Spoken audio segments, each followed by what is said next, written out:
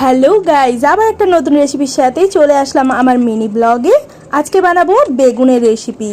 জানি নামটা শুনলেই মনে হয় বেগুন, তার তো কোনো গুণই নেই, কিন্তু এই বেগুনের এত ভালো ভালো রেসিপি আছে যে সত্যি কিছু বলার নেই।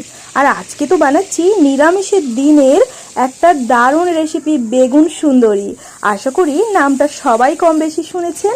আর এই বেগুন সুন্দরীর যেমন নামটা সুন্দর, রেসিপিটা খেতে দারুণ। নিরামিষের দিন মাথায় ঝট করে আসতেই চায় না কি বানায় আর কি না বানায়। তো এই বেগুন সুন্দরীর রেসিপি যদি আপনারা জানতে চান, অবশ্যই কিন্তু একটা কমেন্ট করুন।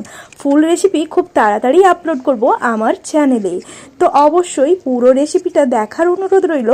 আর নিরামিষের দিন অবশ্যই বানিয়ে খাওয়ার অনুরোধ রইল।